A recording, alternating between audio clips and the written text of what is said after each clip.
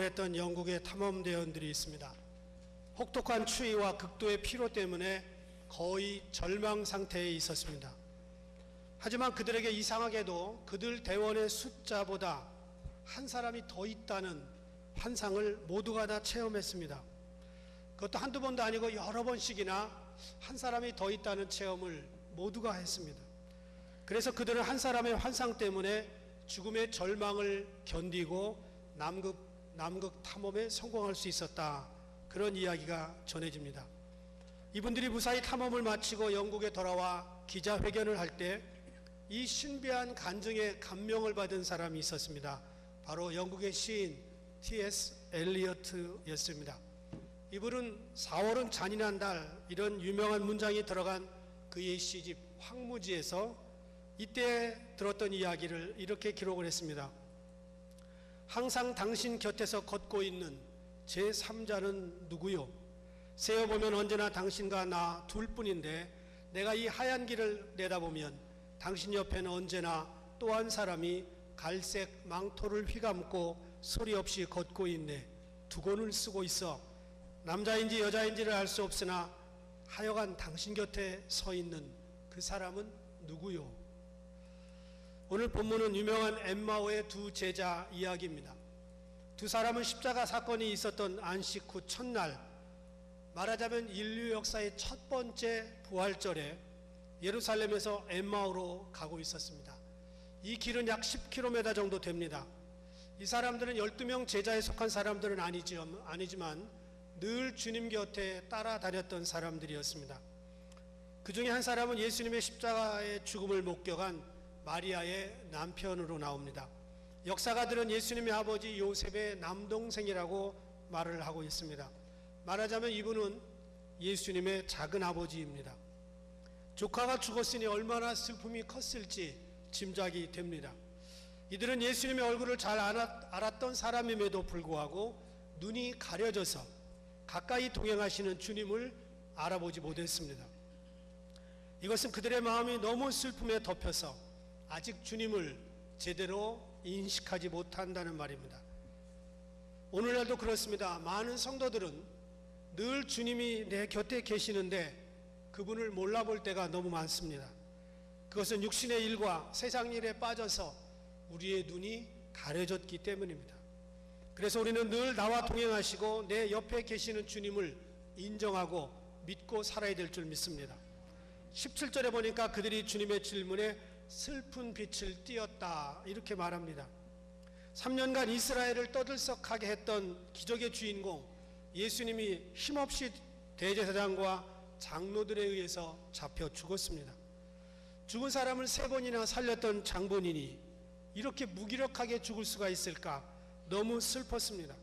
그런데 종교 기득권자들의 힘이 너무 세다고 하는 것을 알았기 때문에 이들은 슬펐습니다. 지나간 3년 동안 예수님 때문에 인생에 살맛이 났습니다. 피곤한 줄 모르고 3년을 쫓아다녔습니다.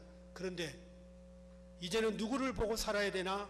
인생의 허무함 때문에 그들은 슬펐습니다. 21절에 나오는 것처럼 예수님이 이스라엘을 구속할 자라고 믿었는데 그런 믿음을 저버리고 너무 무기력하게 돌아가신 것입니다. 이제 엠마오에 내려가서 남은 인생을 무슨 재미로 살아갈까, 그런 생각을 하면서 마음이 허해졌습니다. 이 모든 슬픔의 시작은 예수님이었는데 그 원인이신 예수님이 지금 자기들 곁에 있었습니다. 그런데 그들은 몰랐어요. 이 또한 슬픈 일이 아닐 수 없습니다. 옆에 예수님이 계신데 예수님을 몰라보는 것은 정말 슬픈 일입니다.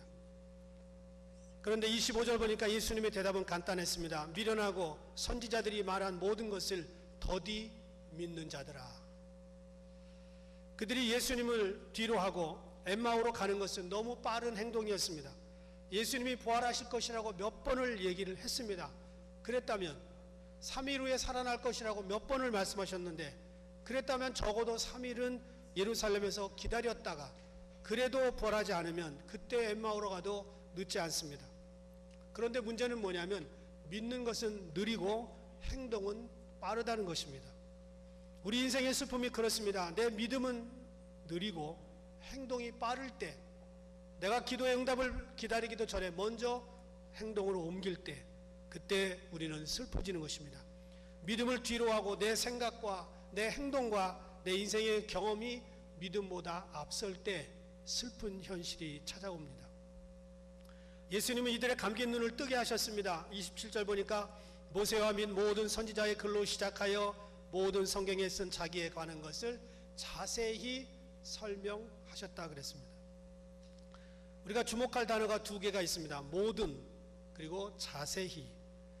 우리는 신앙생활을 적당히 하면 안 됩니다. 쉽게 믿음을 얻으려고 해서도 안 됩니다. 모든 수고를 감당해야 되고요. 모든 열정을 가지고 자세히 주님께 집중해야 됩니다. 우리 인생이 예수님 없이 헤맬 때 경험하는 아픔과 슬픔을 단번에 회복할 수 있는 길은 없습니다. 예수님처럼 모든 성경의 말씀을 자세히 배워야 됩니다. 무너진 신앙이 한 방에 회복되는 처방은 없습니다. 어떤 성도들은 적당히 기도하고 적당히 설교 듣고 하루빨리 복받고 깊은 믿음의 단계로 들어가려고 애를 씁니다. 그런데 그런 길은 없습니다. 땀을 흘려야 되고요. 모든 말씀을 자세히 배우지 아니하면 인생의 문제는 쉽게 해결되지 않습니다. 우리가 구원을 위해서는 아무것도 한 게 없습니다. 그러나 회복을 위해서는 노력을 해야 됩니다. 예수님의 십자가를 믿기만 하면 구원을 얻습니다. 공짜입니다. 그러나 슬픔에서의 회복, 불신앙에서의 회복, 병에서의 회복, 엠마오에서 예루살렘으로 올라가는 회복, 이런 모든 회복들은 자세히 모든 성경을 철저히 배우는 열정이 필요합니다. 예수님의 작은 아버지였습니다. 지나간 3년 동안 열심히 쫓아다녔습니다. 그러나 아직 좀 모자라는 것은 자세히 듣지 못하는 것입니다. 그렇게 해야 됩니다. 다른 방법은 없어요. 예수님의 부활은 제자들에게 한 가지 숙제를 남겨주었습니다. 부활의 사건이 있기 전까지는 거의 기도하지 않았습니다. 심지어 예수님이 잡히는 밤에도 예수님은 3번 기도하실 때 세 제자들은 잠을 잤습니다. 그런데 부활이 있은 다음에 그들은 다락방에서 열흘을 금식하며 기도했습니다. 부활 전에 제자들은 병자를 고치고 복음을 전하는 일을 하시는 예수님 뒤에 서서 구경만 하면 됐습니다. 차려진 밥상을 먹기만 하면 됐습니다. 그런데 부활 후에는 목숨을 걸고 복음을 전해야 됐고요. 잡혀갔고요. 감옥에 갇혔고요. 죽음을 각오해야 됐습니다. 그래서 본문에 나오는 두 제자들은 주님이 성경을 풀어주실 때 마음이 뜨거운 경험을 했다고 32절에 나옵니다. 그리고 31절에는 떡을 받았을 때 눈이 밝아졌다고 그랬습니다. 그리고 나니까 33절 그 시로 일어나 예루살렘으로 향했다 이렇게 나왔어요. 두 사람이 부활한 예수를 만나는 놀라운 체험을 한 순간 뜨겁게 불타오르는 마음을 그냥 내버려 둘 수가 없었습니다. 엠마오라고 하는 말의 뜻은 더운 물이 나오는 장소, 그런 뜻입니다. 과연 그 말대로 그들은 마음 깊은 곳에서 뜨거운 영혼의 생수가 터져 나오니까 예수를 만난 시간이 밤중이었지만 그들은 그 시각에 그 자리를 박차고 다시 예루살렘으로 올라왔습니다. 뜨거워서 앉아있을 수가 없었던 것입니다. 저는 성령 받고 게으른 사람을 본 적이 없습니다. 게으른 사람은 뜨거운 심령을 가지고 무슨 일이든지 합니다. 게으른 사람이 마음이 뜨거워진 것을 본 적도 없어요. 부활신앙은 사람들을 뜨겁게 하고 일으키고 즉각적인 행동의 사람으로 만듭니다. 길도 캄캄한 어두운 밤에 그들은 발길을 돌려서 다시 예루살렘으로 올라왔습니다. 더 이상 엠마오에 머물 이유가 없어요. 더 이상 슬프지 않았습니다. 우리는 부활의 신앙을 따르는 사람들로서 적당히 신앙생활을 하려고 하는 유혹에서 벗어나서 뜨겁게 주님을 만나고 모든 말씀을 자세히 배우는 그런 사람들이 되어야 될 줄 믿습니다.